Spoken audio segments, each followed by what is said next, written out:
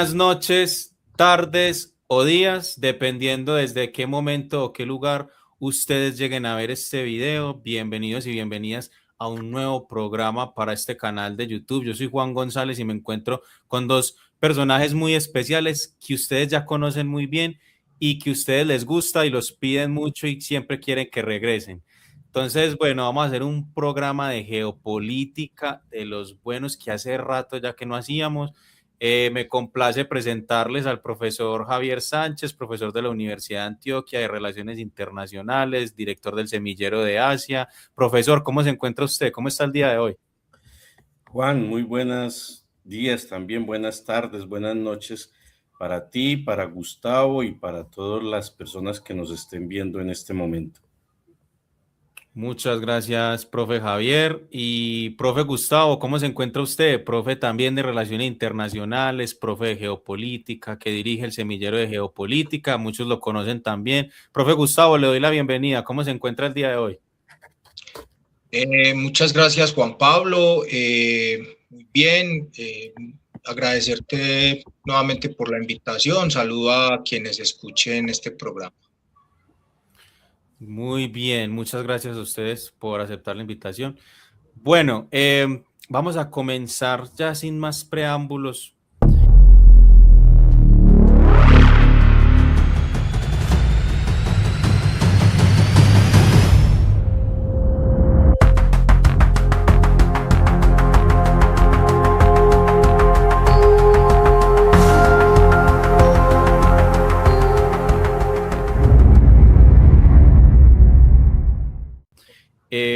Tocando un tema que yo siento que dio mucho de qué hablar en su momento.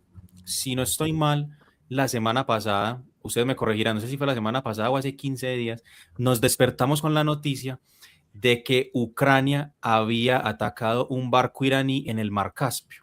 Entonces, yo cuando leí esta noticia dije, bueno, o sea, ¿y qué está pasando acá? O sea, Ucrania está cruzando ya unas líneas que me parece a mí que ya son muy delgadas.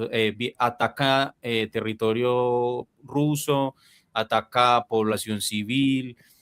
Ucrania parece estar dispuesto a lo que sea, ¿cierto? Peligrosamente a lo que sea. Ahora ataca un barco iraní y Irán dice que, pues, que va a responder. Hasta ahora, que yo sepa, no ha respondido. Voy a compartirles acá esta noticia que es del medio El Mundo.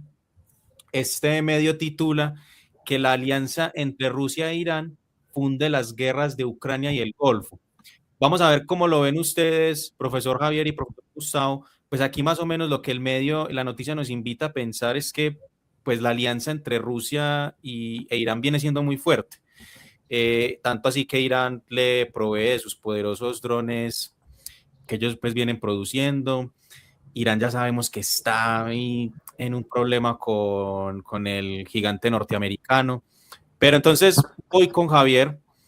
Profe Javier, la pregunta sería, ¿qué piensa usted? ¿Cree usted que este ataque de Ucrania a Irán termine subiendo la escalada del conflicto? Nos estamos acercando a un conflicto de mayor envergadura. La guerra de Irán es una guerra proxy también de lo que sucede en Ucrania. ¿Cómo lo ve usted, profesor? ¿Cómo ha seguido usted estos acontecimientos? Adelante, Javier. Bueno, lo primero es que es bueno recordarle a quienes nos estén escuchando que el gobierno de Zelensky definió como una campaña de 40 días eh, para atacar de manera directa el territorio ruso en un intento de provocar de pronto un efecto mediático que obligara, un efecto mediático y un efecto sobre la población rusa que incluso obligara a Rusia a sentarse en una mesa de negociaciones, lo cual en mi opinión pues resulta un tanto paradójico si se tiene en cuenta que quien está poniendo las condiciones sobre el terreno es Rusia. Es posible que que los avances de Rusia sobre el terreno en Ucrania se registren de manera muy lenta. Los avances son muy lentos, pero efectivamente Ucrania, en un intento de provocar esta escalada y alterar, intentando vanamente, ilusamente, pienso yo, forzar a Rusia a sentarse a una mesa de negociaciones, desarrolló esta campaña de 40 días que atacó sitios neurálgicos, incluso de carácter de naturaleza civil, no blancos militares en Rusia. Y dentro de esa misma, yo creo que hay que entender este ataque al barco iraní como parte de esa estrategia. Yo creo que el Zelensky está en un grado de desespero, que ve que se le agota el tiempo y necesita arrastrar a Europa, necesita mantener a Estados Unidos al pie del conflicto en Ucrania, porque si no se quedaría absolutamente solo en ese propósito. Entonces, yo creo que el intento que estaba haciendo Zelensky era deliberado. Él ha salido a decir que fue un accidente, pero yo creo que es totalmente deliberado, con el propósito, por un lado, de unir los dos conflictos. Creo que a Zelensky y a Occidente, porque yo creo que Zelensky no toma esa decisión de manera espontánea, a sabiendas de lo que puede significar. Entonces hay un propósito deliberado. Sin duda, por ejemplo, las coordenadas de ese barco iraní tuvieron que ser suministradas o bien por la inteligencia del Reino Unido o por la inteligencia de los Estados Unidos. Entonces había un intento de provocar un acto que forzara a Irán a responder, y yo creo que también había una intención de los Estados Unidos de, por la vía de ser atacada por Ucrania, provocar que Irán respondiera a Ucrania y se distrajera del enemigo principal o de la amenaza principal que tiene Irán, que es Estados Unidos. Entonces, la ventaja que yo creo es que tanto el gobierno ruso como el gobierno iraní no actúan de manera visceral, no responden de manera alocada a las agresiones que cometen los países que los han agredido, sino que calculan la respuesta y dosifican la respuesta. Como bien dices tú, hasta ahora no se conoce de que Irán haya respondido a esos ataques. No significa que no lo vaya a hacer, pero lo que es claro es que tanto Irán como Rusia entienden perfectamente que no pueden, no pueden escalar el conflicto en los términos que Ucrania y Occidente y Estados Unidos lo quieren escalar. Digamos, yo creo que la virtud que tiene Irán es que hoy maneja el ritmo de la escalada de acuerdo a sus intereses y de acuerdo a sus objetivos. No permite que el ritmo de la escalada se la impongan otros. Entonces yo creo que, digamos que esa sería como una primera lectura. Ahora, me parece muy preocupante porque dos conflictos que aparentemente estaban distantes geográficamente, que pretendan ser vinculados y articulados, pues va configurando un entramado que cada vez hace más conflictiva la región y más conflictiva la situación a nivel global. Sí, definitivamente, profe Javier, muchas gracias por esta introducción. Me parece muy importante lo que usted dice de que es que esos ataques de Ucrania son ya ataques desesperados. O sea, es que yo creo que desde el 22 de febrero que Putin lanza la operación militar especial es que Ucrania desde ahí no puede ganar la guerra. Pues yo creo que no sé, yo no, o sea, en serio yo no sé si hay alguien en Ucrania que piense que puede ganar esa guerra. O sea, en serio que sería un completo disparate. Y atacar a Irán, pues sí, es muy interesante eso, pensarlo. O sea, ¿será que quiere, es una maniobra también de Estados Unidos, como dice el profesor, para que Irán se desconcentre? ¿O también es una maniobra ucraniana para que Estados Unidos, digamos, mantenga financiando la guerra o se mantenga el conflicto allí? Pues cabe allí también dejarlo para que las personas nos cuenten algo en los comentarios. Pero paso ahora al profe Gustavo. Profe Gustavo, ¿qué piensa usted de estos acontecimientos? ¿Cómo los ha leído usted? ¿Qué cree que pueda pasar a raíz de esto? Adelante, profesor. Bueno, pues ya de pronto, complementando un poco lo que el profesor Javier dice, yo creo que esto hay que analizarlo, y es bueno que los oyentes lo analicen, ojalá con un mapa en la mano. ¿Por qué? Porque sabemos que ambos conflictos están muy cercanos, o sea, relativamente cercanos geográficamente. ¿A qué me refiero? Me refiero a que sabemos que hay una zona, que se llama, sí, una zona que se llama el Cáucaso. Resulta que el Cáucaso es como una especie de franja territorial que conecta por tierra a Rusia con Medio Oriente. ¿Me hago entender? El Cáucaso es una región territorialmente grande y el Cáucaso está dividido en dos Cáucasos, el Cáucaso Norte y el Cáucaso Sur. El Cáucaso Norte, así se le denomina, el Cáucaso Norte, si de pronto Juan Pablo puede acercar el mapa para que los oyentes lo tengan más claro, el Cáucaso es esa región que ven ahí ustedes entre esos dos mares, si de pronto lo puede correr un poquito hacia la parte europea y acercarlo más, donde está ese cursor, donde está el cursor, Juan Pablo está señalando con el cursor en este momento lo que es la costa ucraniana sobre el Mar Negro. Ese mar que ven ahí, que es como un poquito alargado de manera horizontal, con una entradita, es el Mar Negro. Esa entradita, que ahí se ve otro mar como encerradito, esa entradita se llama el Estrecho de Kerch. Y el Estrecho de Kerch conecta por un puente que construyó Rusia y que Ucrania lo ha atacado ya en varias ocasiones. Rusia construyó un puente en ese Estrecho de Kerch, y ese Estrecho de Kerch da la entrada a ese otro mar que pueden ver ahí más pequeñito encima del Mar Negro y que está conectado, pues están conectados ambos, solamente separados por ese Estrecho de Kerch, que es un mar que se llama el Mar de Azov. De hecho, había una unidad de élite ucraniana, no sé si todavía existe, que era el Batallón de Azov. Pues resulta que toda esa costa que Ucrania tenía sobre el Mar de Azov, en todo este tiempo de guerra ya la perdió. Conectando con la península de Crimea, prácticamente Ucrania perdió toda su costa oriental, digámoslo así, del Mar Negro y el Mar de Azov.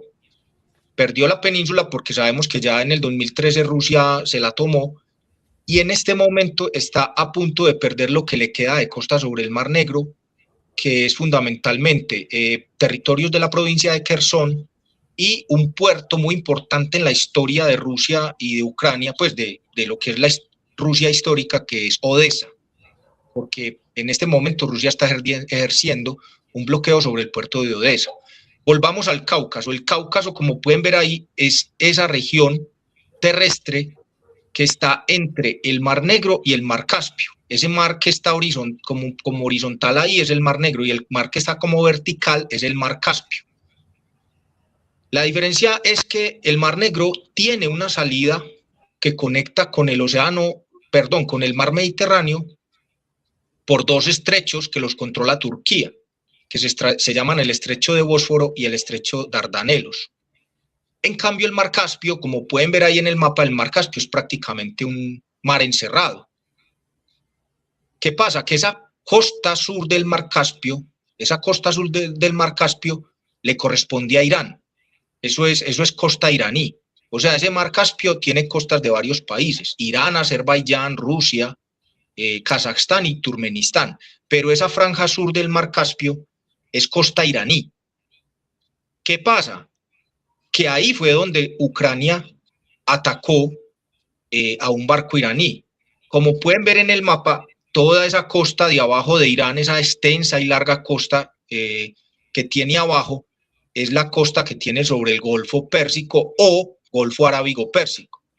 Y incluso la costa se extiende casi hasta ya conectarse con lo que se llama el Mar Arábigo como tal, y de ahí ya se amplía hacia el Océano Índico. Resulta que la pelea, digámoslo así, que se está dando en este momento es sobre toda esa costa sur, así lo denomino yo, sur de Irán. Pero el norte, hasta hace algunas semanas, era un territorio donde no se estaba librando esa guerra. ¿Por qué hasta hace algunas semanas, Juan Pablo? Porque es que este no es el primer ataque a la costa iraní del Mar Caspio. Ya unas semanas antes, Israel atacó un puerto en esta costa iraní del Mar Caspio, y era un puerto que Rusia había ayudado a construir. Ahí, por ejemplo, Vladimir Putin le llamó la atención a Netanyahu y le dijo, bueno, o sea, ¿usted quiere pelear conmigo? ¿Cómo es la cosa? Entonces, esta ya es la segunda vez. Ya no lo hace Israel, lo hace Ucrania. Qué curioso, pero primero lo hizo Israel, ahora lo hace Ucrania. En mi opinión, lo que quieren es abrir un segundo frente. ¿Qué es lo que pasa? Que es que en el Caspio abren un segundo frente, generan una inestabilidad bastante fuerte, golpean a Irán por el, digámoslo así, por el norte, por su costa del Caspio, donde hasta el momento no se estaban dando pues como mayores enfrentamientos, y el Cáucaso se inestabiliza otra vez. ¿Por qué? Porque ese Cáucaso, que es esa zona que Juan Pablo está mostrando ahí, entre el mar Caspio y el mar Negro, ahí el Cáucaso Norte todo pertenece a Rusia, son 7 provincias, entre ellas están Chechenia y Dagestán, que fueron en algún momento separatistas. La parte sur son 3 países que ahora son estados-nación independientes, que son Georgia, Armenia y Azerbaiyán. Georgia, con un gobierno anterior que tuvo, le planteó una especie de guerra a Rusia previo a las elecciones donde ganó Barack Obama. Rusia se metió. Luego, ahora, recientemente, Armenia y Azerbaiyán son 2 países que han tenido conflictos, y Azerbaiyán, al parecer, tiene acuerdos con Turquía, pero también con Israel, que es lo curioso. Entonces, yo creo que es como la forma de ir buscando abrirle un segundo frente a Irán, y en esto Zelensky se presta para eso. Eso lo digo claramente, Zelensky se presta para eso, porque Zelensky se envalentona porque sabe que le proveen las armas, pero si él fuera solito, quién sabe si se atrevería a tanto. Entonces yo creo que es la forma de ir mezclando estos conflictos y de generar una inestabilidad aún mayor en la región, con una peligrosa escalada que no podemos determinar dónde pueda terminar, más grave aún de lo que está pasando. Muchas gracias, profe Gustavo. Le voy a hacer otra pregunta a usted, profe, pero va a ser la misma para los dos. Y es que vemos cómo se conectan ya diferentes potencias en estos conflictos: Israel, Estados Unidos, Rusia.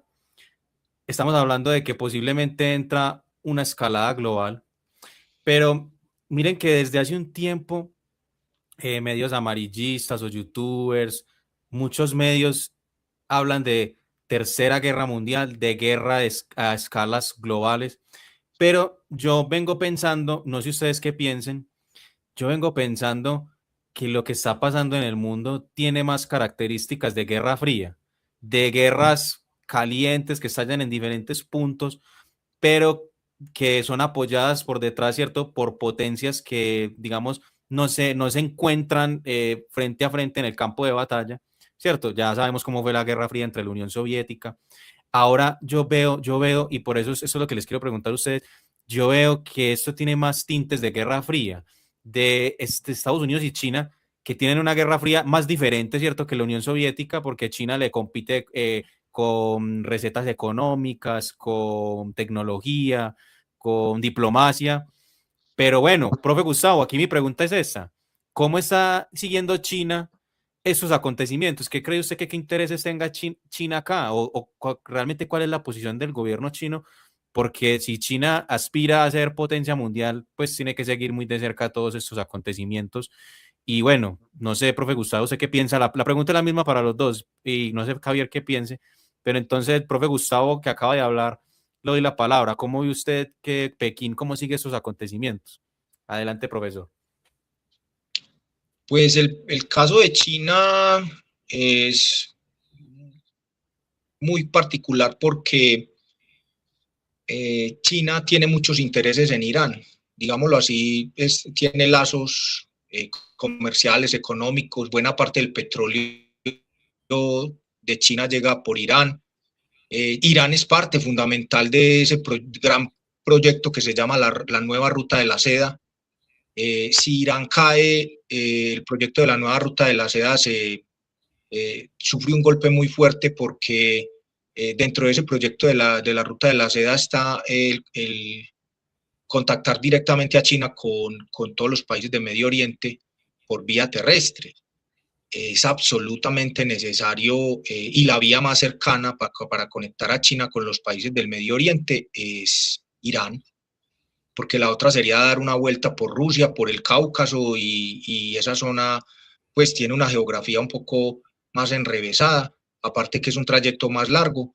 Entonces yo creo que, a ver, yo creo que a China no le interesa que Irán caiga, pero creo que tampoco pues, va a jugarse su existencia y pues como tal a meterse de lleno si Estados Unidos se empecina en que sí o sí quiere destruir a Irán. Será un golpe fuerte para China, pero creo que China tiene una estrategia a más largo plazo.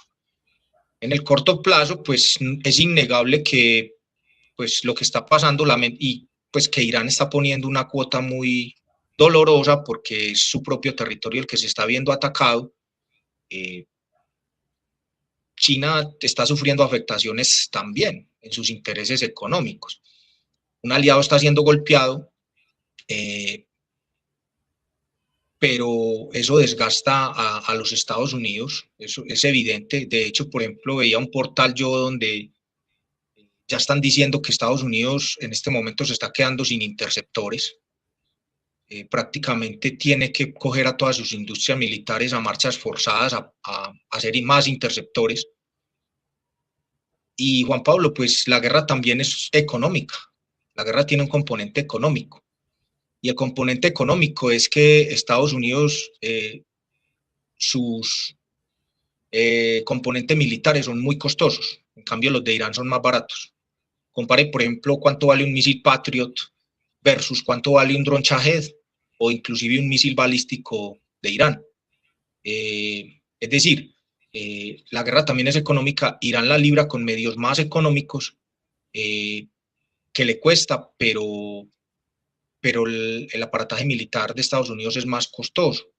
Entonces, realmente creo que en este momento China sigue de cerca lo que está pasando y China no va a hablar de frente, pero China está haciendo cosas. Está haciendo cosas en favor de Irán, no las cacarea pues o las ventila a los cuatro vientos, pero por ejemplo el ferrocarril que comunica Teherán con China por vía férrea atravesando el Asia Central fue atacado por Israel. Lo que pasa es que mucha de la gente no se entera de estas cosas. Ese ferrocarril ha sido atacado por Israel, que es una inversión china. Lo destruyeron y los chinos en 15 días lo reconstruyeron nuevamente. Es un mensaje muy fuerte de Israel. Están diciendo, ustedes quieren destruir como la infraestructura y las inversiones que hemos hecho. Nosotros les vamos a mostrar que tenemos la capacidad de reconstruir esas inversiones. Y también hay otro tema y es los aviones que constantemente de carga han aterrizado en Teherán. Creo que Pekín está mandando un mensaje claro y es decirle no solo al pueblo de Irán, no los vamos a dejar solos, sino a los enemigos de Irán que están ahí, que puede que no hagan tanto ruido ni declaraciones rimbombantes como Donald Trump y demás, pero están ahí. Ni que hablar del sistema Baidu, ni que hablar, por ejemplo, de también Rusia. Está prestando el apoyo de información satelital. De hecho, ya con esto termino. Hubo una reunión recientemente en Manila, Filipinas, donde Estados Unidos y Rusia se reunieron por sus cancilleres, Marco Rubio y Sergei Lavrov. Marco Rubio le reclamó a Sergei Lavrov que información rusa de satélite le dieron a Irán las coordenadas exactas de todas las bases que Estados Unidos tiene en el Medio Oriente. Prácticamente le reprochó eso y le quiso decir más o menos que eso era desleal. Lavrov le contestó diciéndole, sabemos que ustedes le han dado información satelital a Ucrania de instalaciones petroleras, de ciertos objetivos militares y no militares, en los cuales Ucrania ha atacado adentro de territorio ruso y lo ha hecho con la información de los satélites de ustedes. Palabras más, palabras menos, le quiso decir, ¿qué me estás reclamando? ¿Qué me estás diciendo? Súper, súper interesante. No, la geopolítica es hermosa. La geopolítica es hermosa para que la gente lo vaya viendo, cómo se mueven esas fichas ahí a nivel internacional. Y ya vamos a ver cómo todo se conecta, porque, o sea, por el estrecho de Hormuz pasa gran parte del comercio internacional y gran parte del petróleo, pues digamos, que consumimos en todo el mundo. Y tengo entendido que ya hay precios en nuestros países que están subiendo a raíz de eso. Profe, creo que sobre lo que usted decía del Lavrov, creo que pasó también algo muy curioso en cuando Lavrov pasaba como por la parte de la prensa, una periodista le hacía una pregunta relacionada como con algo de esto de la guerra y Lavrov le cambia el tema por completo, le dice que tenía un vestido muy bonito, o sea, eso fue algo muy gracioso, que eso se hizo muy viral en redes sociales, pero que mandaba un mensaje también de bueno, o sea, desarmó por completo a los medios occidentales con esa respuesta, no dijo nada, pero a la vez también dice mucho responder así. Pero bueno, paso al profesor Javier. Profesor Javier, ¿cómo ve usted esta relación que está teniendo estas escaladas globales con todas estas guerras proxy o no? No sé usted qué piense, si usted ve que estas tensiones llegan a conflictos de escala global o por el contrario podemos hablar de que estamos en una nueva guerra fría. ¿Y cómo relaciona usted esto con este conflicto de Irán o con los otros conflictos que estamos teniendo? ¿Usted cree que efectivamente estamos en una guerra fría? ¿O cómo analiza usted esto? ¿Cómo cree que Pekín está siguiendo estos acontecimientos? Así que adelante, profesor Javier. Yo creo que hay distintos tipos de agenda que se mezclan en estos conflictos. Entonces hay unas agendas que son de carácter local. El señor Zelensky, Volodymyr Zelensky, sigue siendo el presidente en ejercicio de Ucrania, a pesar de que su mandato se le venció hace mucho rato. Su gobierno ha sido calificado como uno de los gobiernos, desde antes de que se iniciara la guerra en el 2022, ya Ucrania era calificado como de los gobiernos más corruptos de Europa. Y eso no ha cambiado. Incluso se sabe que son muchos los casos de corrupción asociados al aprovechamiento de los recursos y de las ayudas económicas provenientes de Europa y de los Estados Unidos para continuar con el conflicto. Es decir, se están lucrando de la guerra tanto el círculo cercano del gobierno ucraniano como hasta el propio Zelensky.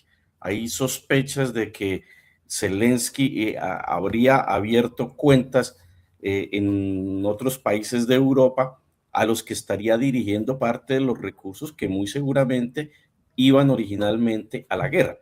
¿A qué voy? A señalar que Zelensky entiende perfectamente que el día que termine la guerra, sus días están contados.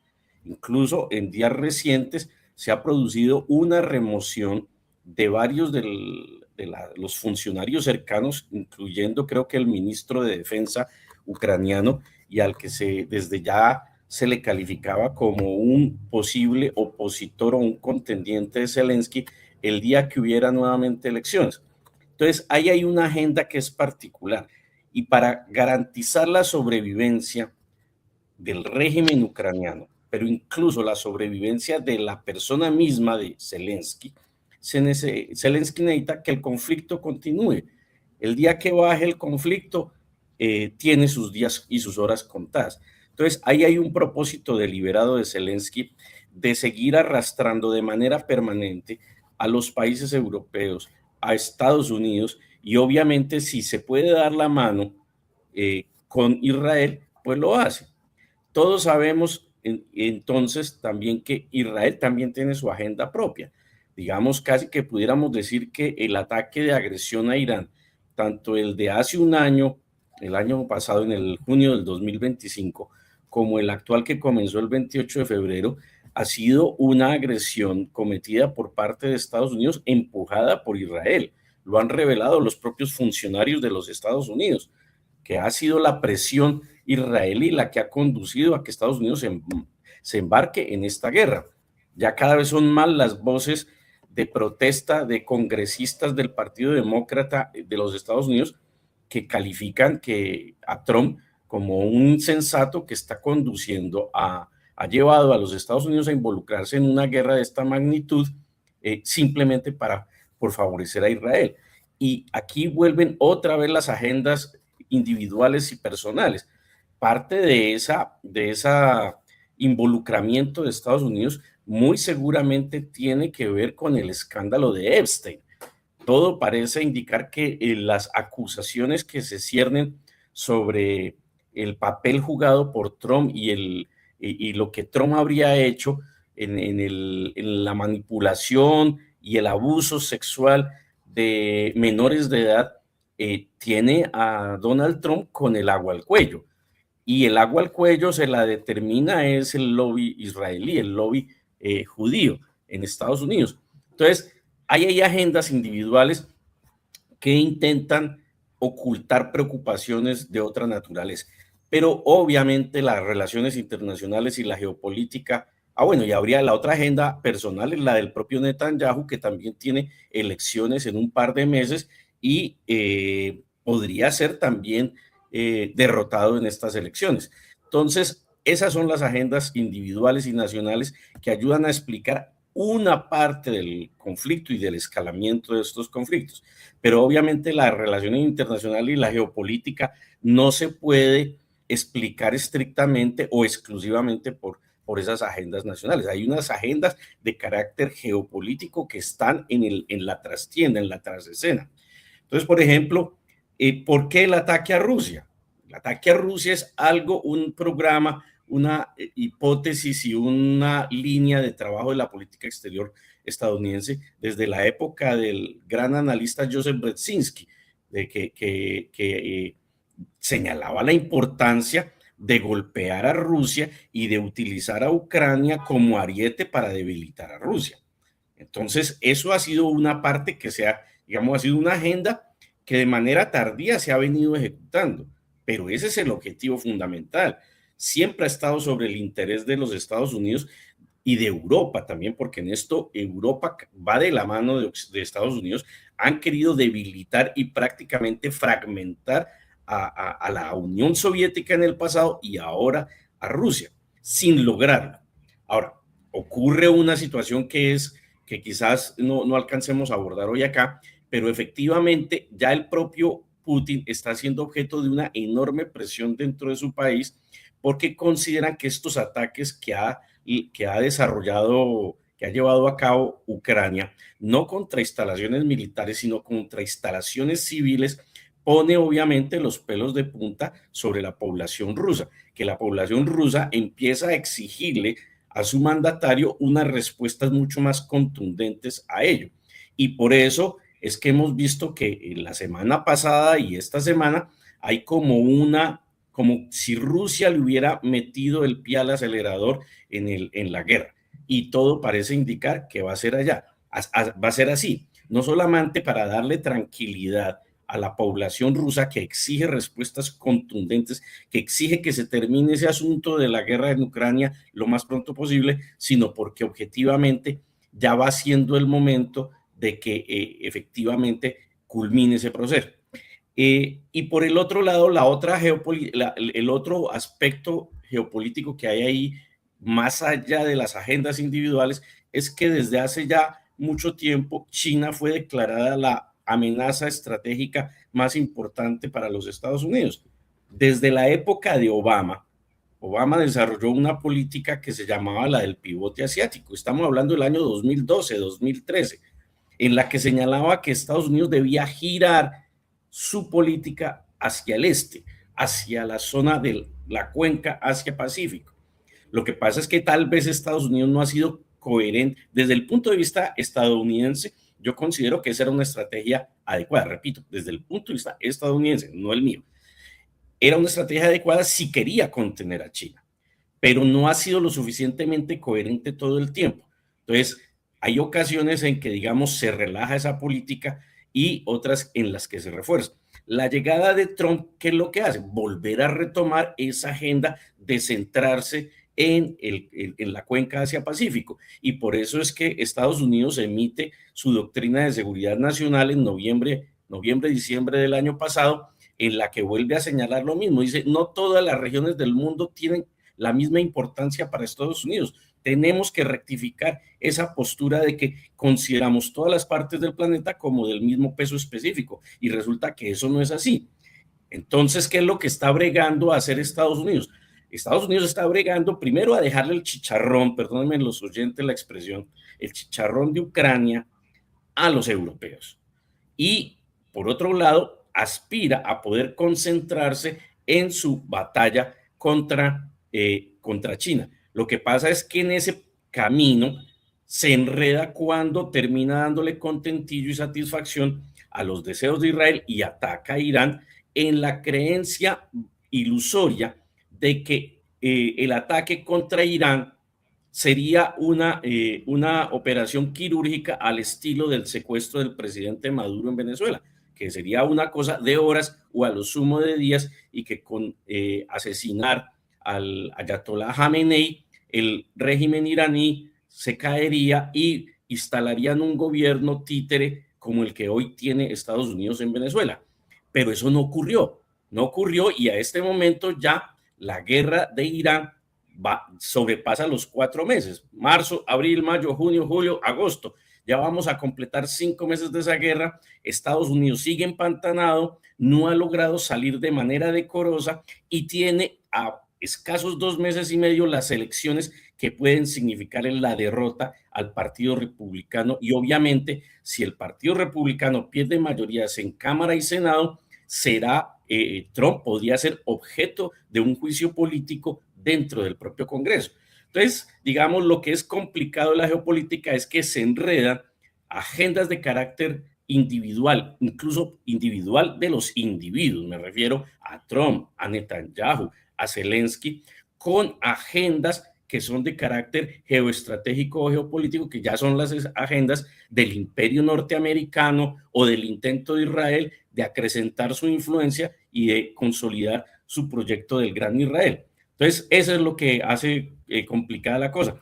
Y obviamente que, para concluir mi intervención, obviamente los chinos observan con todo detenimiento lo que está ocurriendo tanto en Ucrania como en Irán.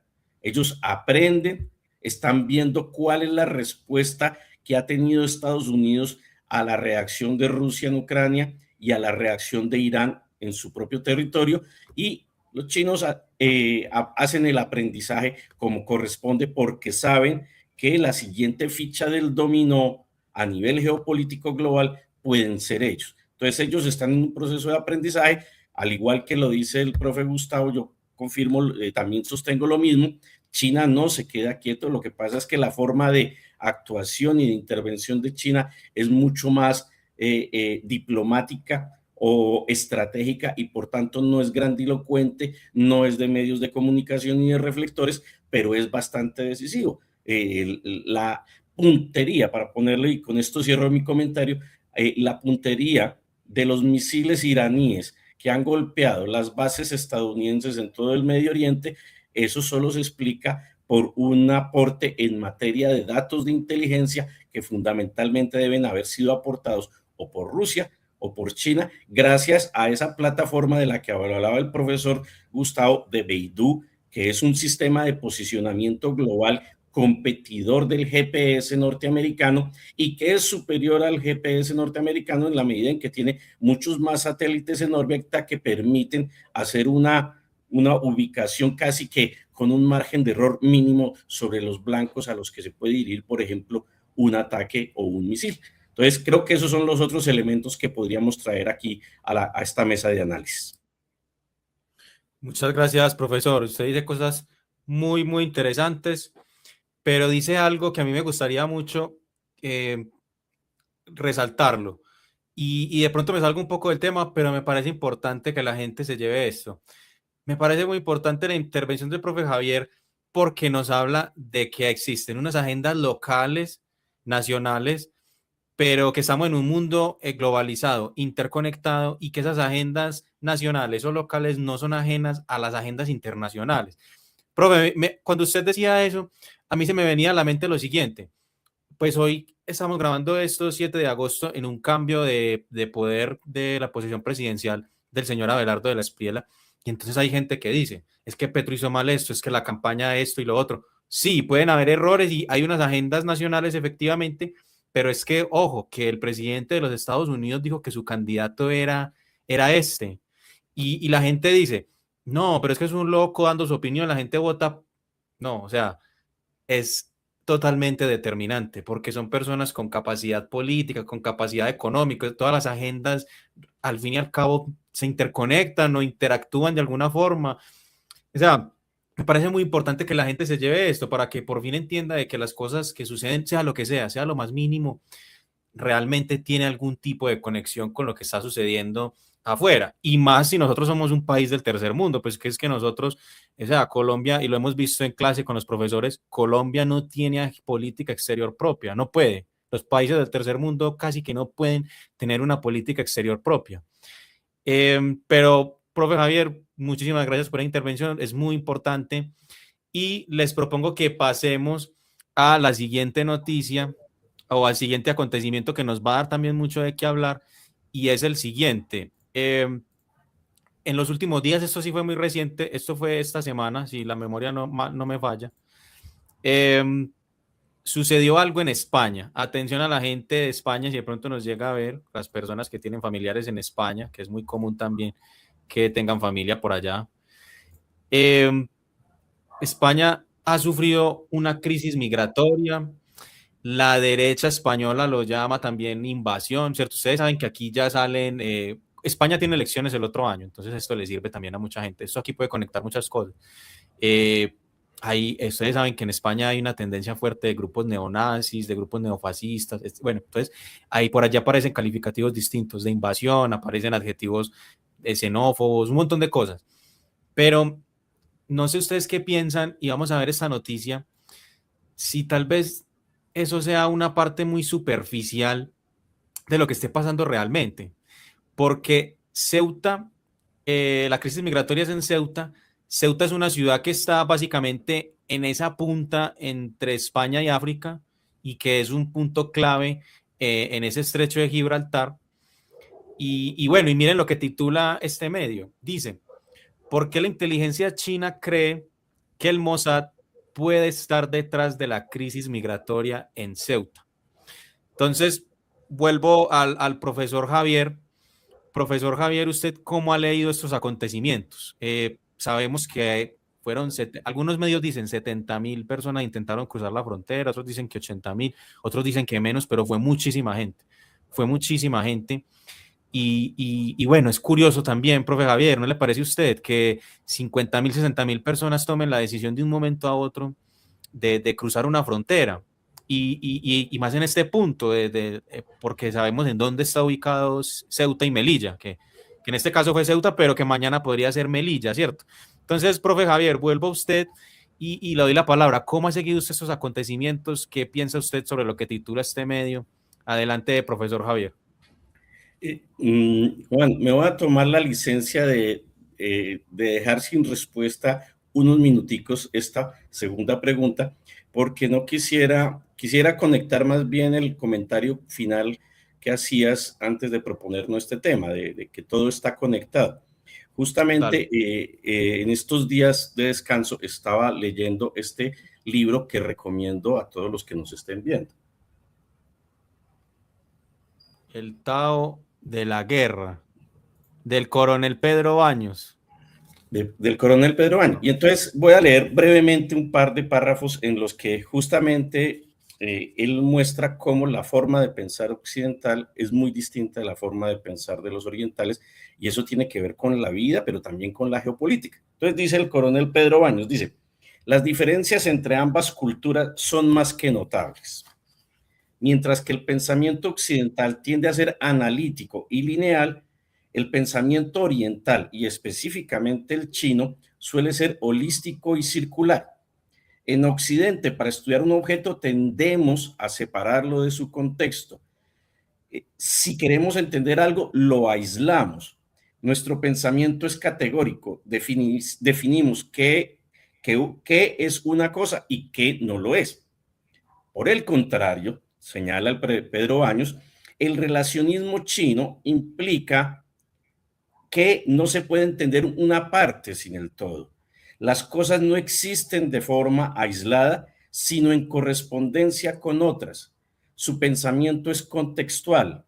El significado de algo depende de su entorno y del momento. Entonces, estos párrafos me sirven para intentar darte una respuesta justamente de la noticia que nos acabas de compartir. Es que efectivamente al común de los mortales nos puede resultar loco vincular distintos conflictos a lo largo del planeta. Y entonces, por ejemplo, cuando el presidente Petro señalaba la interferencia y la injerencia de Estados Unidos y de Israel en las elecciones y en los resultados electorales de la segunda vuelta, en general eso se presentaba como una teoría conspiranoica por parte del presidente Petro para no aceptar los resultados de las urnas. De la misma forma, podríamos afirmar que esa noticia que nos estás compartiendo y que es lo que observo, es publicada por un diario prestigioso de España, El Mundo, podría ser considerada conspiranoica, de que China está intentando vincular a Israel en esa migración, en esa ola migratoria en Ceuta. Pero yo creo que no hay tal como lo acabamos de leer de la voz de la voz de Pedro Baños. Efectivamente, el mundo está muy conectado y muchas de las cosas que ocurren a nivel global tienen que ver con estos vínculos. Y específicamente, yo creo que eso hace parte de la política exterior israelí. Carezco de documentos que me permitan ser más tajante con esta afirmación, pero es claro que el actual gobierno de Israel no perdona ninguna transgresión, ni perdona que ninguna nación del mundo o líder político hable mal de Israel o denuncie el genocidio que está cometiendo su ejército contra el pueblo palestino, o que se salgan de la foto, como se dice popularmente. Pero resulta que eso es cierto. O sea, el Estado de Israel tiene, yo creo que el aparato de inteligencia más poderoso del mundo. Yo me atrevería a señalar, sin ser experto en esos temas, pero me atrevería a señalar que la capacidad de inteligencia militar y geoestratégica de Israel puede llegar a ser superior a los equipos de inteligencia del Reino Unido, que son reputados como los mejores, y a los mismos de los Estados Unidos. Y efectivamente Israel no perdona, y efectivamente, ¿cuál es el objetivo? Que esta ola migratoria, que es sorpresiva, si bien es cierto que siempre ha habido pobladores del norte de África que han querido llegar a España a través de Ceuta, que es una ciudad que está de la costa, digamos, está en el lado africano de España. Eso ha sido normal. Lo que no es normal es estas oleadas de un momento a otro. ¿Pero por qué tienen lugar?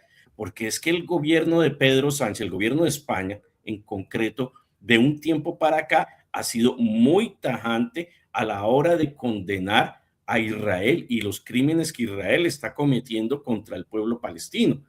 Entonces, Israel le pasa la cuenta de cobro, sin duda, a España por la vía de generarle un conflicto que pone en dificultades, obviamente, a un gobierno, a su gobierno, justamente en la mira de un proceso electoral, como tú mismo lo señalas. Entonces, eso es apenas lógico que ocurra. De la misma forma, aunque este no es el tema de este conversatorio, los temas nacionales, pero yo creo que a Petro Israel le pasó la cuenta de cobro por su postura erguida en contra del genocidio del pueblo palestino por Israel, y lo hace a través de sus aparatos de inteligencia que permiten modificar los algoritmos con los que finalmente termina ungido el actual presidente de Colombia, el que se acaba de instalar. Entonces, no me resulta loco eso, y no me resulta nada loco que el gobierno chino y la inteligencia china le atribuya a los órganos de inteligencia israelí, en concreto al Mossad, estar detrás de esa crisis migratoria en Ceuta. Sí, muchas gracias, profe Javier. Es muy importante eso y digamos que la gente se lo lleve, porque hay veces, pues nosotros que nos dedicamos ya como a rastrear este tipo de cosas, a estar pendientes de lo que pasa en el mundo, eh, pues, ¿qué le dice? O sea, la gente dice, pero ¿será alguien del común?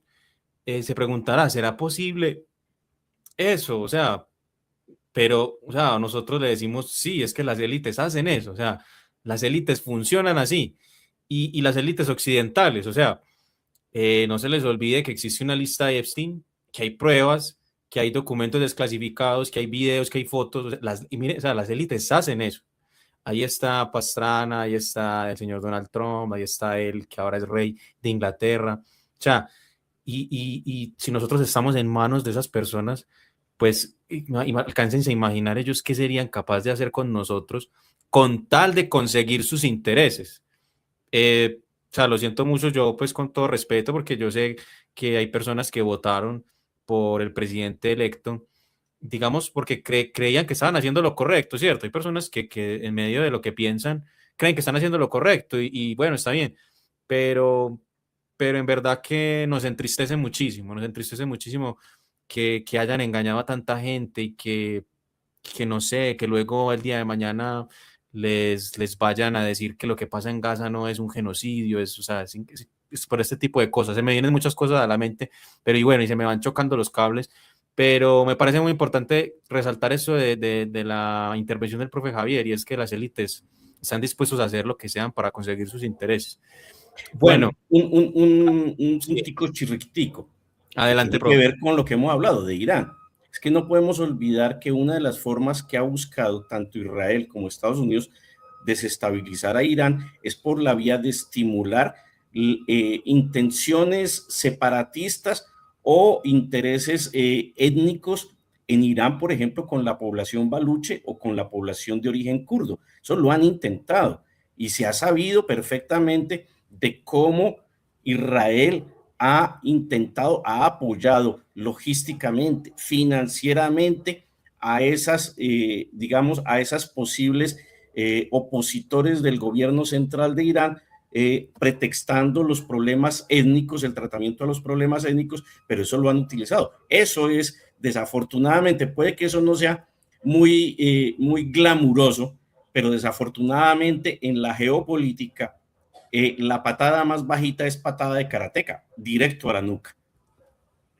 Sí, sí, sí, definitivamente, estamos de acuerdo. Sí, eh, em, hacen eso en Irán y digamos que lo que sea, profe, ¿cierto? Profe Javier, profe Gustavo, lo que sea. Si tienen que financiar unos influencers, un par de influencers, si tienen que financiar unas iglesias evangélicas, si tienen que promover una guerra santa, meterle, porque miren, yo a veces la de la derecha en estas últimas campañas electorales, creo que en la del 2022 no tanto, pero me parece que en la del 2026 había gente que estaba armando un relato de guerra santa, de que el petrismo y el pacto histórico son Satanás y son el bando ateo, por decirlo así, y hacen eso. Y si eso no funciona, pues van a modificar los algoritmos. Y si eso no funciona, pues no sé, van a entrar tropas o van a venir por el presidente y se lo llevan en unas horas, van a hacer lo que sea, van a hacer lo que sea.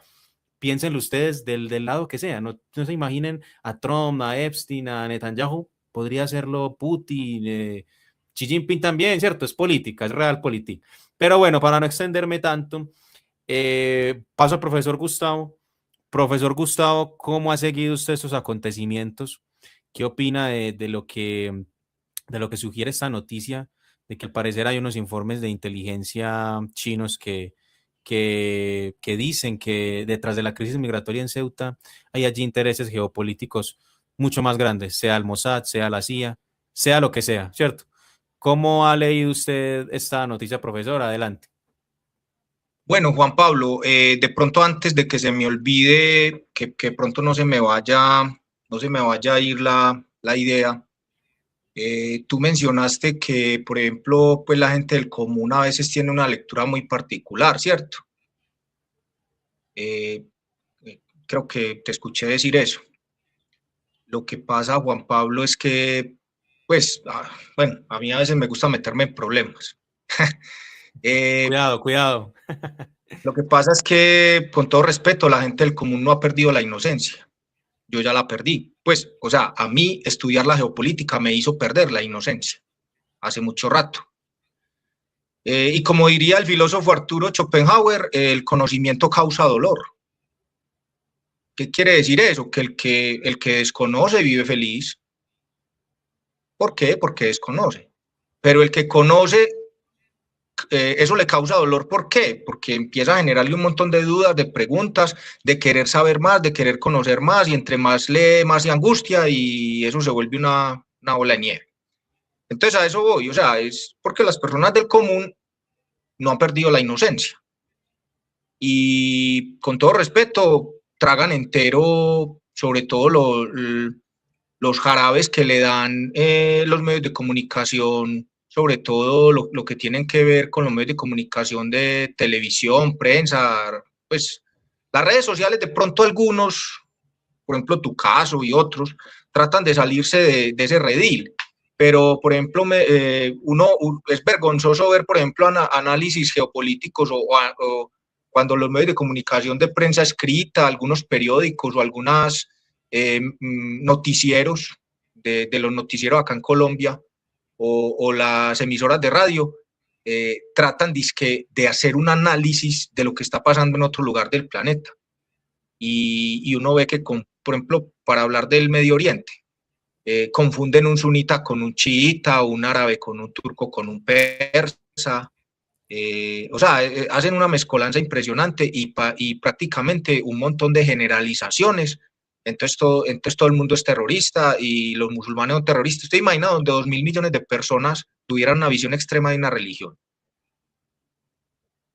Los musulmanes No son casi 2.000 estaríamos acá. millones.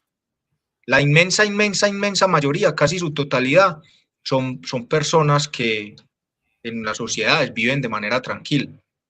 ¿Qué es lo que pasa? Que a nosotros nos venden esa idea islamofóbica, entonces, y es más, uno que ya perdió la inocencia sabe que los yihadistas, o sea, los extremistas musulmanes, qué curioso, los combatientes de Jabhat al-Nusra, que era Al-Qaeda en Siria, cuyo comandante es el ahora presidente de Siria, ¿cierto? Según Thierry Meyssan, se curaban de combatir a las tropas de Assad y a los palestinos del campo de Yarmouk, que estaban con Assad, porque la guerra en Siria es complejísima, curiosamente pasaban al lado israelí del Golán a curarse de sus heridas. Qué curioso. Qué curioso que Al-Qaeda y el Estado Islámico en última instancia terminaba beneficiando los intereses de Estados Unidos e Israel. Juan Pablo, yo le hago a usted una pregunta. ¿Usted alguna vez escuchó que el Estado Islámico o Al-Qaeda atacaran directamente a Israel? Entonces, Sí, mire, fuerte eso. entonces, Buena mire pregunta. Juan Pablo, que curiosamente, como dice el aforismo latino, qui prodest, ¿a quién beneficia? Ya cerré, perdónenme el paréntesis largo de las personas del común. No han perdido la inocencia. Y bueno, pues por eso se explica lo que te quiero decir. Ahora, solamente quiero complementar lo que estaba analizando el profesor Javier, diciendo lo siguiente. Esto se complica más. ¿Por qué? Porque resulta que el profesor Javier dice, efectivamente, España ha tenido una posición crítica frente a lo que está pasando en Palestina. Pero Pedro Sánchez, pues, no es el defensor a ultranza radical del pueblo palestino. Por ejemplo, la Embajada de Israel en España sigue funcionando. Algunos acuerdos de cooperación militar, creo que canceló algunos acuerdos militares, pero creo que no todos. O incluso de cooperación en materia tecnológica y de ciertos ítems. Ahora, Juan Pablo, prepárese. Le meto una piedra al estanque de Colombia. ¿Cómo le parece que quieren meter a Mercorot aquí? Mercorot es una empresa de agua israelí. O sea, los sapos que nos van a hacer tragar son tremendos. Otra cosa es que nosotros nos los traguemos, por solo mencionarle una cosa. Entonces, Pedro Sánchez ha hecho cosas, sí, declaraciones y demás, pero no ha sido el radical así pues a ultranza de que cortó acuerdos como sí lo hizo Gustavo Petro, que cortó el suministro de carbón y muchas cosas, que inclusive también es que hay que entenderlo en un contexto geopolítico. Tampoco cortó relaciones diplomáticas con Israel, la embajada israelí siguió estando acá en Colombia. Entonces, eso por un lado. O sea, Pedro Sánchez ha hecho cosas y como dice el profesor Javier, haciendo esas poquitas cosas, que entre otras cosas, pues yo digo, son pocas cosas, para lo que más se puede hacer, haciendo esas poquitas cosas, enfureció a Mileikovsky, alias Benjamín Netanyahu. Porque es que usted se pone un alias cuando usted quiere ocultar su verdadero nombre, ¿cierto? Y su verdadero origen, de alguna manera. El señor Mileikovsky, alias Netanyahu, enfureció. ¿Y qué pasa? El profe Javier tiene toda la razón. Aquí la conexión es la siguiente. Marruecos ya es uno de los países musulmanes que es súper amigo de Israel. Sabemos que el primero en establecer relaciones diplomáticas fue Egipto, Anwar el Sadat, 1978, acuerdos de Campo David. Segundo fue Jordania, creo que fue en 1994. Luego se vino, no sé si fue primero Marruecos. Yo sé que Marruecos fue en el 2020. En el 2020 Marruecos estableció relaciones diplomáticas con Israel. Pero creo que, y el profe Javier me corregirá, Emiratos lo hizo antes. No sé si en el 2019 o 18. Sí, sí. Y Sudán, después de la caída de Omar al-Bashir, con el que lo reemplazó, estableció relaciones diplomáticas un tiempito. Pero resulta que ese que reemplazó a Omar al-Bashir, que no tenía relaciones con Israel, y que ese que reemplazó a Omar al-Bashir estableció relaciones con Israel, también hubo un golpe militar. No gustó la posición de este personaje y lo tumbaron. O curioso que cuando tumban a ese nuevo amigo de Israel que estableció relaciones diplomáticas, presidente de Sudán, que reemplazó a Omar al-Bashir, cuando le dan un golpe de Estado a los militares, qué curioso que Emiratos Árabes Unidos, parcero de Israel, ya había relaciones diplomáticas, empieza a mandar armas y mercenarios colombianos, Juan Pablo, que la gente que de pronto no ha perdido la inocencia la vaya perdiendo. Ustedes sabían que hay mucho exmilitar colombiano que se volvió mercenario, que está muriendo en Ucrania, también en Rusia, en Yemen y en Sudán. Entonces Emiratos Árabes empezó a mandar mercenarios y armas a unas fuerzas que se llaman Fuerzas de Apoyo Rápido, RSF, una especie de contradictores del gobierno militar. Y en Sudán en este momento están en esa pelea. ¿Quién armó ese despelote? Indirectamente, Israel, con su parcerísimo Emiratos Árabes Unidos. Ahora, en Somalia, están apoyando a una secesión que se llama Somalilandia, ¿cierto? Entonces volvemos a Marruecos. Israel es parcerísimo del rey Mohamed VI, rey de Marruecos. España tuvo una posición crítica con Marruecos.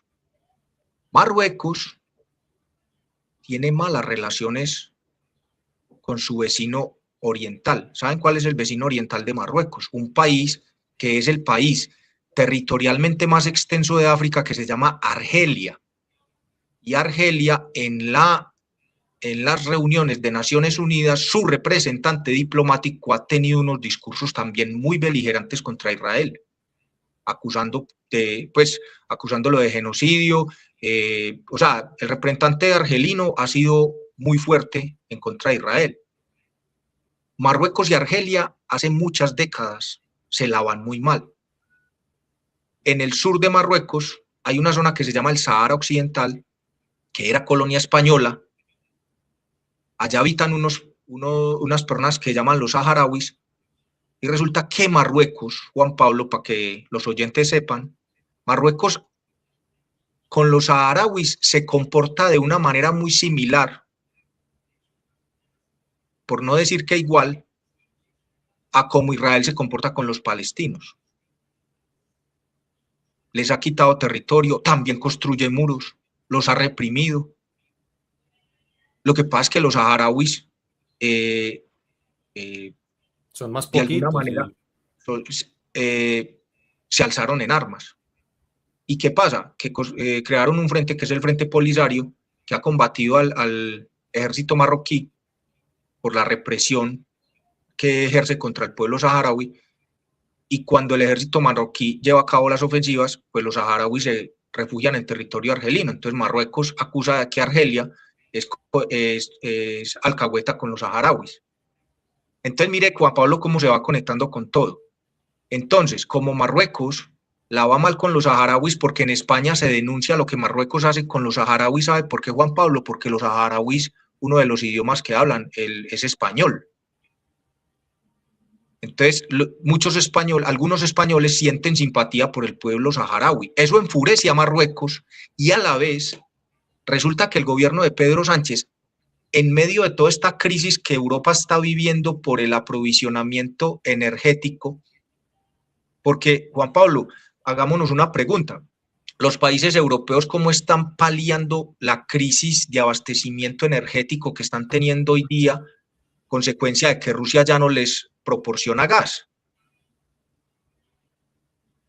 Primero, la mayoría de ellos están comprando el gas a Estados Unidos, que es un gas licuado, que es un gas que se tiene que pasar de estado gaseoso a estado líquido, meterse a unas bombonas, subirse a unos barcos, atravesar el Atlántico, llegar a puertos europeos, convertir el líquido a gas nuevamente y aprovisionarle a los europeos. ¿Sabe qué? Eso le cuesta a los europeos creo que 4 veces más que lo que le costaba el gas de Rusia.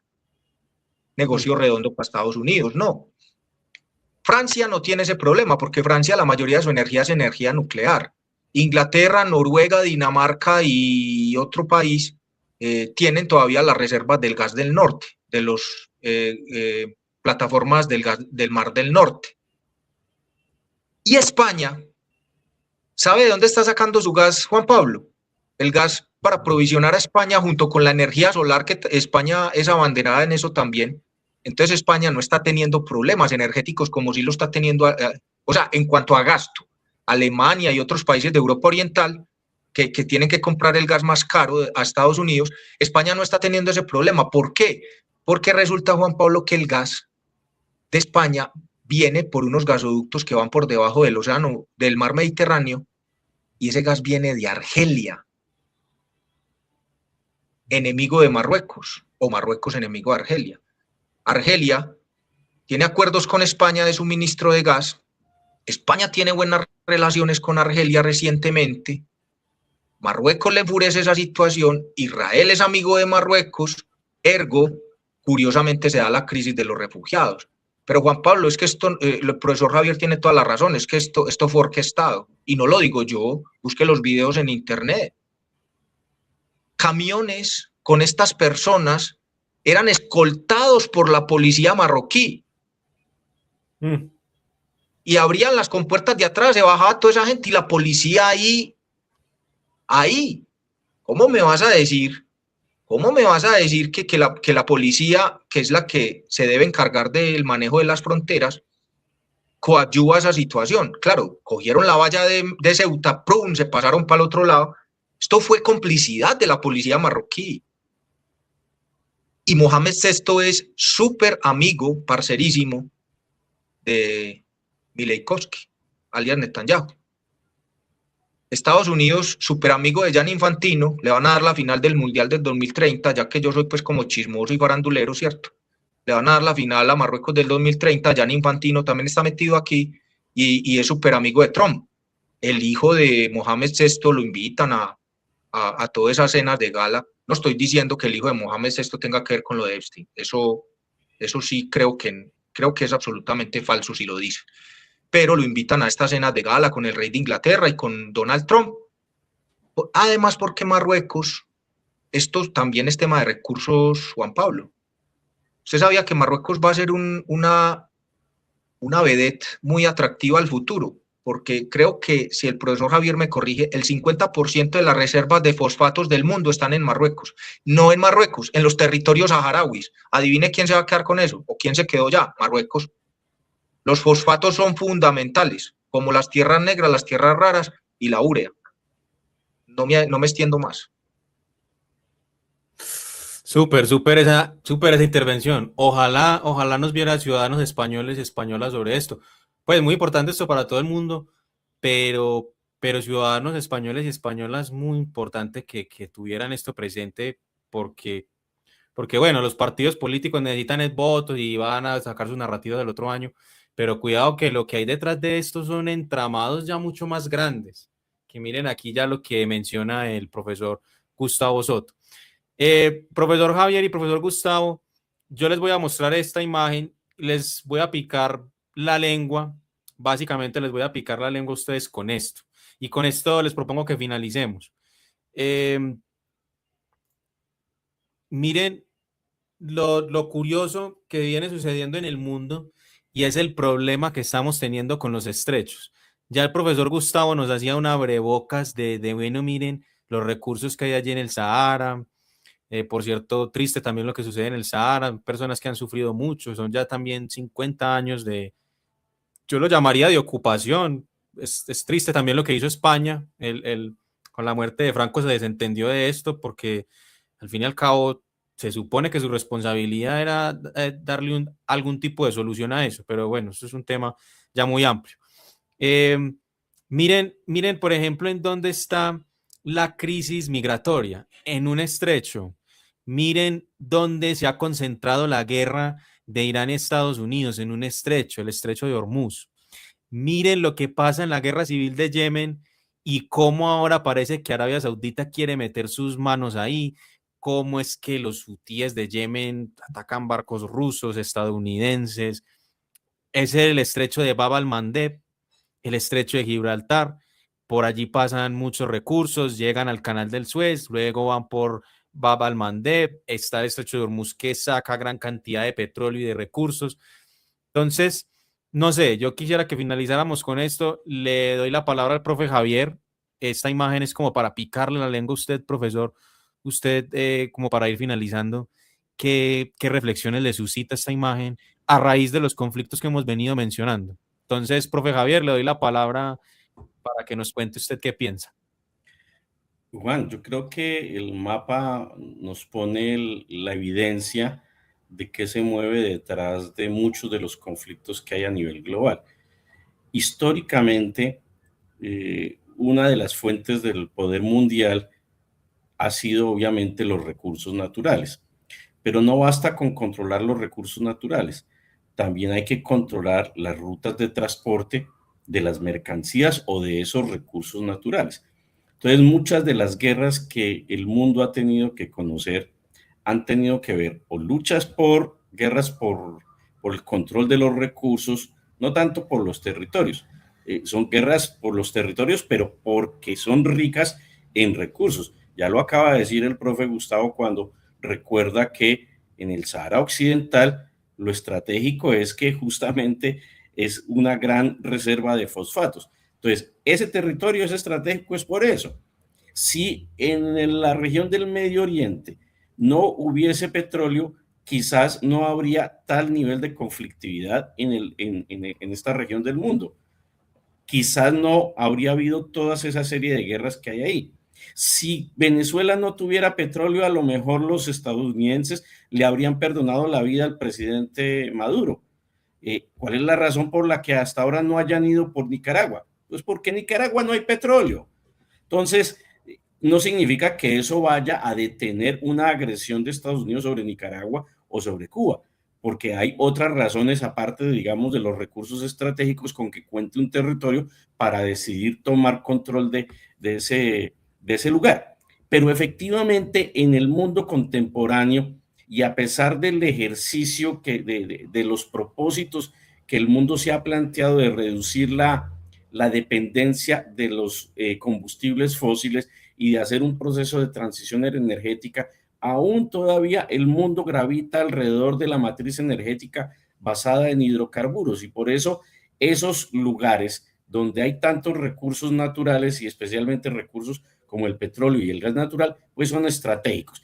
Y obviamente cuando hay un cuello de botella geográficamente hablando, que digamos se denominan como los estrechos, pues la cosa se complica más, porque quien controle ese estrecho controla los flujos de comercio, controla la vía de navegación, controla los sistemas de transporte y demás.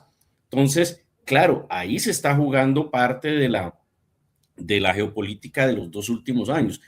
¿Cuál es en este mapa que tú nos compartes, Juan Pablo? Se alcanza a ver por allá en la esquina superior izquierda a Groenlandia.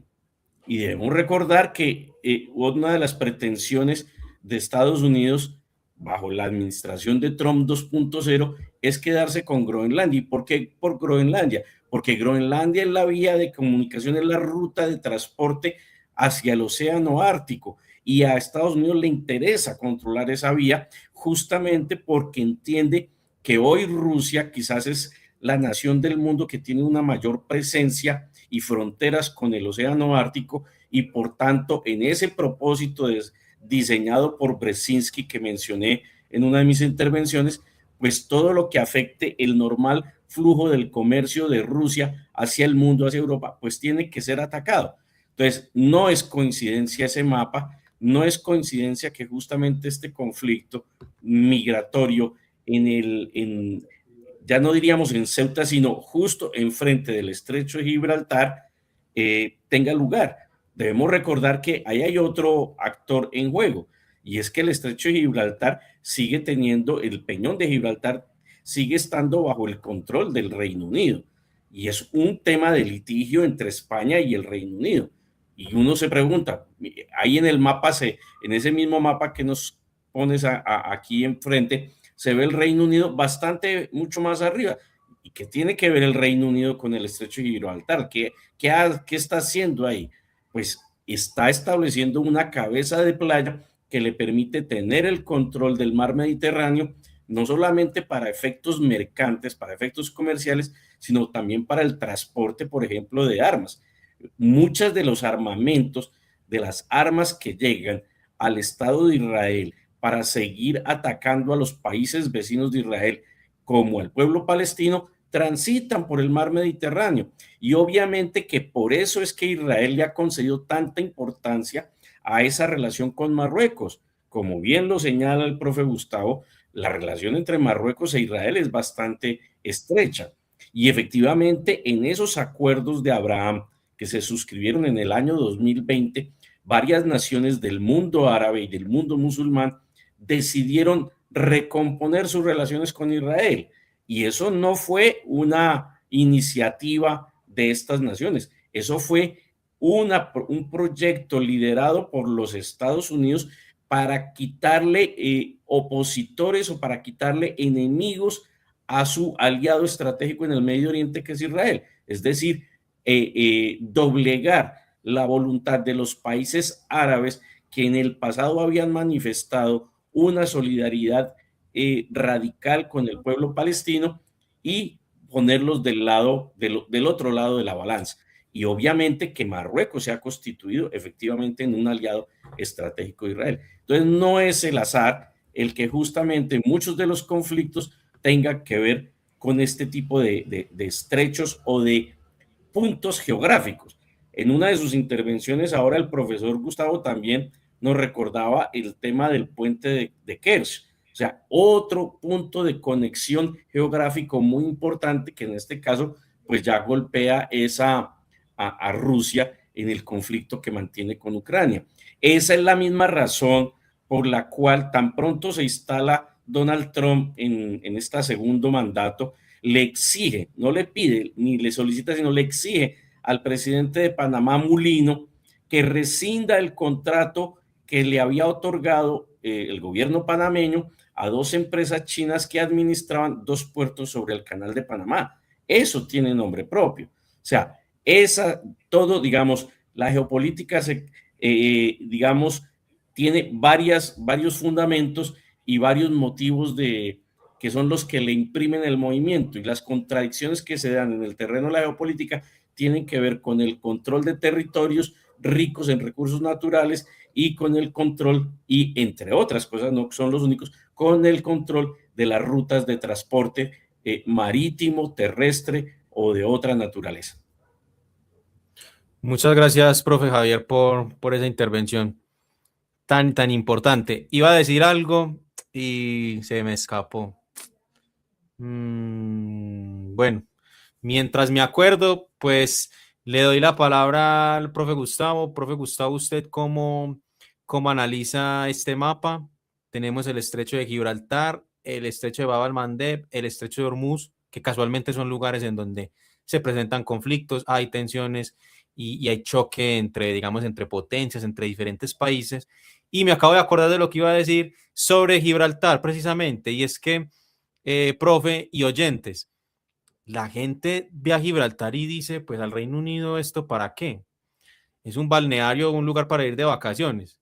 Y puede que sí, pero también es que, miren, yo hace unos días me salió casualmente una publicación en redes que recordaba la importancia que tuvo el estrecho de Gibraltar en la Segunda Guerra Mundial.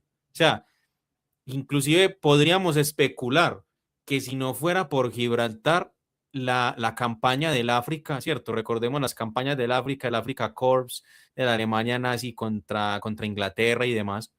El resultado pudo haber sido tal vez diferente, porque el estrecho de Gibraltar fue fundamental para el Reino Unido, allí para abastecerse, para hacer todo tipo de maniobras militares. Entonces, se me vino a la mente eso, lo recordé. Entonces, miren, aunque sea un enclave, un espacio chiquitico, pues allí en el mapa geográfico termina siendo determinante para los países. Entonces, eso era lo que iba a decir y voy a dejar a la reflexión y le doy la palabra al profesor Gustavo y bueno, para que vayamos finalizando. Profe Gustavo, ¿qué piensa usted de este mapa y qué reflexiones nos dejaría al respecto de los estrechos? Adelante, profesor. Bueno, gracias Juan Pablo. Mire, solamente voy a recordar una frase de un teórico de la geopolítica clásica. Tú sabes, Juan Pablo, pues que la cátedra de la geopolítica, pues yo la imparto ahí en la universidad. Hay un teórico de la geopolítica clásica, miembro de la Real Sociedad Geográfica Británica, que se llamaba Sir Halford Mackinder. Pues Sir porque pues le dieron un título nobiliario. Sir Halford Mackinder, teórico de la geopolítica clásica, quien escribió obras como El Gran Pivote Mundial y otras, tenía una frase que decía lo siguiente: Inglaterra debe mantener bajo su control las llaves que abren y cierran los océanos. Inglaterra debe mantener bajo su control las llaves que abren y cierran los océanos. Cuando Mackinder decía esto, se refería específicamente a los estrechos y canales. Los oyentes saben que la diferencia básica y fundamental entre un estrecho y un canal es que un estrecho es una formación natural y un canal es una vía de comunicación que intervino el ser humano. Ejemplo, en este mapa se puede ver un solo canal, que es el canal del Suez, que fue una obra de ingeniería que se hizo en el siglo XIX con inversión británica y francesa para romper eso ahí entre Egipto y la península del Sinaí y hacer un canal para comunicar el Mar Rojo con el Mar Mediterráneo. El canal del Suez es fundamentalmente estratégico porque por ahí fluye buena parte del comercio mundial por barco. Si no existiera el canal del Suez, Juan Pablo, el profesor Javier lo sabe, y los oyentes, si no existiera el canal del Suez, los barcos tendrían que dar una vuelta larguísima yendo hasta Sudáfrica, el Cabo de Buena Esperanza y remontar la costa africana. Eso les ahorra un montón de tiempo y de plata. Y el otro canal es el canal de Panamá, que también fue una obra de ingeniería. Las formaciones naturales son los estrechos. Entonces, Mackinder, ¿por qué decía eso? Porque resulta que buena parte de lo que hizo a Inglaterra poderosa como potencia durante 3 siglos, que ya se dio su hegemonía, diría yo, básicamente al fin de la Segunda Guerra Mundial, y se erigió como hegemón Estados Unidos. Inglaterra mantuvo su poder colonial 3 siglos, primero que todo y fundamentalmente volviéndose una potencia naval, potencia marítima. Era marítimamente o así lo hizo la reina, creo que fue la reina Isabel I. Cambió la vocación militar británica la enfocó en lo naval. Tiene todo el sentido y toda lógica, Juan Pablo, porque si vemos en el mapa, Inglaterra o la isla de la Gran Bretaña es fundamentalmente una isla grande, ¿cierto? Entonces se volvió una fuerza naval poderosísima. Se creó copiando una compañía anterior, se creó la Compañía Británica de las Indias Orientales, que copió, compitió y quebró a la Compañía Holandesa de las Indias Orientales. Pero fundamentalmente esa compañía británica de las Indias Orientales tenía barcos comerciales, pero que a su vez eran, cuando en algún lugar de ese dominio británico había problemas, pues llegaban los militares, ¿cierto? En el siglo XIX, Inglaterra era la reina de los mares. Y qué curioso, Juan Pablo, que si no, pues los oyentes que de pronto les dé por curiosear. Si ustedes se ponen a ver, en el siglo XIX, Inglaterra era la dueña de los mares, pero era la dueña de las llaves que abren y cierran los océanos, como decía Mackinder. Inglaterra era dueña del canal de Panamá, o mejor, terminó de construir el canal de Panamá, porque el ESEP se quebró y después los británicos cogieron eso. Estados Unidos después quedó con eso, pero eso es otra historia. Desde creo que 1744, no me voy a meter en Honduras de la historia, pero eso es un cuento largo, se quedó con Gibraltar. Entonces tenía Gibraltar, abrió el canal del Suez en asocio con los franceses, controlaba el estrecho de Bab al-Mandeb por su influencia sobre Yemen. Entonces, colonias, ¿no? El Suez, Bab al-Mandeb, Gibraltar, y hay otro estrecho que no se ve ahí, Juan Pablo, que queda en el sudeste asiático, que se llama Malaca, entre la isla de Sumatra y la península malaya. Curiosamente, la península malaya fue control británico y Singapur fueron controlados por los británicos. Entonces, y Hormuz también. ¿Por qué? Porque usted sabe que Persia fue dominada por los británicos. Oh, qué curioso que muchos de los estrechos eran controlados por los británicos. Entonces, Mackinder decía eso, hay que tener en las manos las llaves que abren y cierran los océanos. Estos estrechos, mire, curiosamente, Ceuta está allá en la parte africana al frente de Gibraltar. Problema migratorio. Canal del Suez, por donde pasa buena parte del comercio mundial. Bósforo y Dardanelos, los estrechos turcos. Resulta que ahora Israel dice que el próximo enemigo es Turquía y está cogiendo a Grecia y a Chipre para crear una alianza en contra de Turquía. El estrecho de Kerch, guerra de Rusia y Ucrania. El estrecho de Bab al-Mandeb, ese que está en el círculo que mostraste ahí, es Malaca. Ese es el estrecho de Malaca. El estrecho de Bab al-Mandeb, Yemen a un lado y Djibouti, la costa africana, al otro. Y el estrecho de Hormuz, en Yemen, la guerra de Yemen contra Arabia Saudita y la inestabilidad que hay en Bab el-Mandeb. Y Hormuz, pues ni se diga, por el tema de Irán. Entonces, mire, Juan Pablo, qué curioso que una cosa que dijo Mackinder por allá a finales del 19, comienzos del 20, sea relevante hoy en día. Todo lo que tiene que ver. ¿Por qué? Porque estos son los lugares. Es que el que controla el estrecho, Juan Pablo, controla quién pasa por ahí y quién no pasa.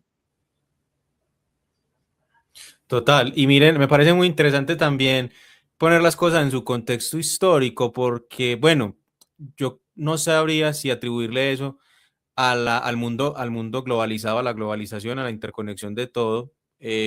Tampoco pues sabríamos si esto podría cambiar en un futuro, pero a lo que voy es que, no sé, piensen ustedes, las personas que nos están escuchando, ¿ustedes creen que el Gran Khan, Genghis Khan, se le pasó por la mente controlar los estrechos? Pues el imperio mongol era un imperio de vocación territorial, ¿cierto? Una extensión territorial inmensa. Inclusive esta estrategia geopolítica, digamos que tampoco se le ocurrió al imperio portugués y español, que tuvieron, no sé, o tal vez una vocación más distinta. Em, Sucedió y bueno, las cosas son como son, sucedió en el imperio británico, ellos fue quien aprovecharon esto muy bien, como lo dice el profesor Gustavo. Pero sí, a lo que voy es esto, miren, miren el contexto histórico y la, digamos, la idiosincrasia que tienen los imperios del momento, que tienen los imperios del momento. ¿Cómo van a ser las cosas en el futuro? Pues no sabemos, ya ahora con esta tecnología y con ciencia ficción podríamos imaginarnos muchas cosas. ¿Será que veremos una nueva carrera espacial? Una guerra por los recursos en la Luna, en otros países. Miren, profes, vean, yo que trabajé en el planetario, no sé si les he contado, yo a veces le decía a la gente para que se volara la cabeza. O sea, en Marte, en Urano, en todos estos países, hay una cantidad de recursos impresionantes que me pregunto yo, no sé qué piensen ustedes. ¿Será que algún día el ser humano va a desarrollar la capacidad y cómo va a ser esa pelea por esos recursos que están en esos otros planetas? Sería interesante pensarnos eso, ¿cierto? La carrera espacial entre la URSS y Estados Unidos se dio de cierta forma, pero ¿cómo irá a ser esto en el futuro? Ya esto es algo de ciencia ficción, pero bueno, cabe de pronto curiosear con esto. Bueno, ya para finalizar, profe Gustavo, le doy la palabra para que se despida, para que usted, si quiere dejar alguna otra reflexión, pero desde ya le digo, profesor Javier, muchísimas gracias, es un placer siempre tenerlo por acá. Y sé que a los oyentes y a los que nos ven también les gusta muchísimo. Profe Javier, le doy la palabra para que diga sus últimas palabras. Mis últimas palabras en este programa, por favor, no Sí, seas sí, sí, tan, sí, eso suena muy fuerte. tan literal. Sí, profesor, qué pena con usted. En este programa, en este programa. Sí, en este programa. No, agradecerte, Juan Pablo, la invitación. Obviamente agradecer también la compañía de Gustavo, con quien compartimos el interés por estos temas, con quien compartimos las reflexiones en estos asuntos y con quien compartimos también, digamos, nuestro deseo de tratar de llevar estos temas al público en general, que no es fácil. Digamos, a veces estos temas son resorte de especialistas, pero para copiarme también del término que utilizaba Gustavo, pues hay que tratar de perder la inocencia y de contarle a las personas cuáles son como las cosas que motivan, perdón, los grandes conflictos en nuestro planeta, en nuestro mundo. Entonces, muy complacido por eso y también vinculo esta despedida con la última reflexión que hacía Juan Pablo. Recordemos que la nueva guerra que se ha iniciado, que todavía no ha estallado, la alcancé a mencionar un poquito, va a ser por los recursos del Océano Ártico. O sea, desafortunadamente para el mundo, el calentamiento global ha significado que se pierda los casquetes polares y que esa parte del mundo que era intransitable a menos de que se contara con rompehielos, con poderosos rompehielos, ya hoy es posible navegar y ya de hecho ya existen varias rutas de navegación por el Océano Ártico. Perdón. Incluso para naciones como Rusia y como China, hoy ya se están pensando, a raíz de todos estos conflictos geopolíticos, se están pensando muy seriamente en alterar sus rutas de navegación comercial para utilizar el Océano Ártico y poder llegar, por ejemplo, por el Ártico hacia Europa o hacia las costas de Canadá y de Estados Unidos. ¿Por qué razón? Porque efectivamente, si en algún momento se cierran estos estrechos, se ahorca, perdón, se asfixia, se puede asfixiar a una economía. Bien lo dijimos ya acá, una parte muy importante del petróleo que consume China proviene de Irán. Si Estados Unidos logra controlar las rutas marítimas mediante la cual los buques petroleros proveen de petróleo a China, pues se pone en dificultades la soberanía energética de China.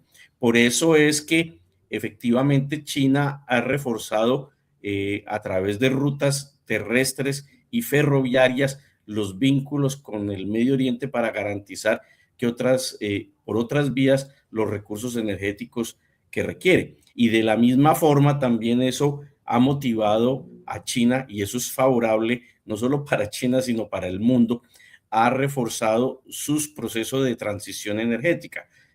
China sigue siendo dependiente del carbón, del petróleo, pero hoy se está convirtiendo en el país líder en materia de energía eólica, de energía solar y otras energías de carácter alternativo. Entonces, eso no es una distopía a lo que tú planteas, Juan Pablo. La exploración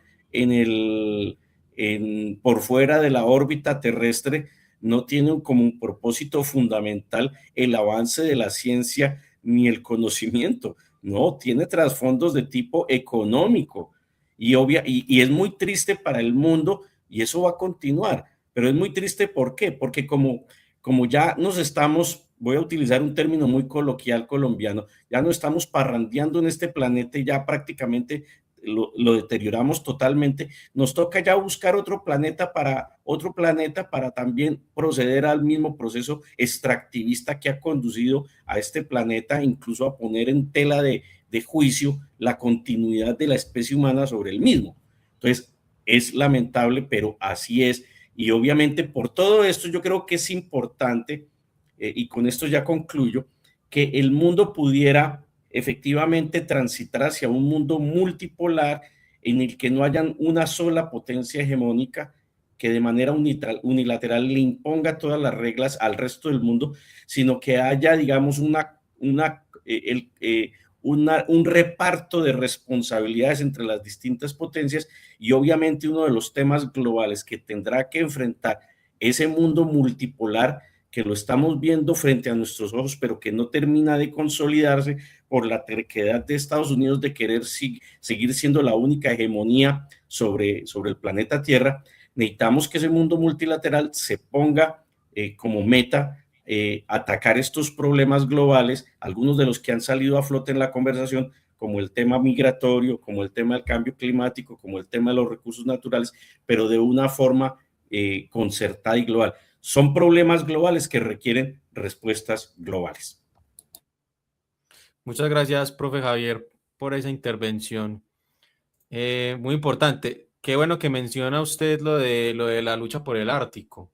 Inclusive sería muy importante preguntarnos qué actores entrarían ahí, qué países entrarían ahí. Sería una buena pregunta. Profe Gustavo, le doy paso para que dé su última intervención, para que se despida, para que diga sus últimas palabras en este programa. Por favor, profe Gustavo, adelante. No, gracias Juan Pablo. Pues lo mismo que nos pasa en todos los programas, que nos proponemos el objetivo de que sea corto y no lo logramos, porque es que básicamente estos temas, ya tú lo has visto y quienes escuchan estos programas se dan cuenta, son muy complejos. Esto entrelaza un montón de cosas, alianzas, fracturas, desavenencias, y como yo les digo a mis estudiantes en el curso, la geopolítica es como un iceberg. Nosotros vemos y creemos saber solamente la punta del iceberg, pero lo que hay en la parte que está por debajo del agua son un montón de cosas que la gente no creería que pasan, pero en realidad pasan. Por eso yo digo que hace rato, yo creo que el profe Javier y yo hace rato perdimos la inocencia en estos temas y sabemos que no es tan sencillo analizarlos como un titular de noticiero, de radio o de prensa escrita. Eso no es tan sencillo. Y bueno, pues darte las gracias por la invitación. Creo que esto motiva más curiosidad de los oyentes a investigar más. Y creo que el profe Javier en esto me acompaña y tú también, y no nos quedemos con simples titulares. Profundicemos, investiguemos. La geopolítica es muy compleja. Y eso que solamente tocamos un par de temas. Pero la geopolítica es tan amplia como el mundo mismo. Por eso estos programas terminan siendo extensos, porque hay mucha tela que cortar. Espero que los oyentes les guste y muchas gracias nuevamente, Juan Pablo, por invitarnos. Tú sabes que estamos acá para para provocar. servirle a la gente. Sí. Profe Gustavo, profe Javier, muchísimas gracias por sus intervenciones, por haber aceptado la invitación de venir al canal y conversar sobre estos temas muy importantes para la gente. Ojalá que de a poco vayan viendo cómo se conectan las cosas, con cosas tan simples como nuestras propias elecciones presidenciales, que independientemente de lo que nosotros pensemos que haya pasado ahí, lo digo pues por las personas que nos vean desde cualquier orilla política, a ver, es obligatorio, bueno, no sé si sería obligatorio la palabra, pero es menester pensar que lógicamente los países ven muy de cerca y siguen, intervienen de alguna forma en ese tipo de cosas y en muchas más. Así que bueno, profe Javier, profe Gustavo, un placer tenerlos por acá y bueno, esperemos vernos en un próximo programa nuevamente y a los oyentes muchas gracias por llegar hasta acá. Recuerden dar like, comentar y suscribirse. Su apoyo es muy importante para que nosotros podamos seguir difundiendo esto. Y bueno, chao, chao. Nos vemos en un próximo programa.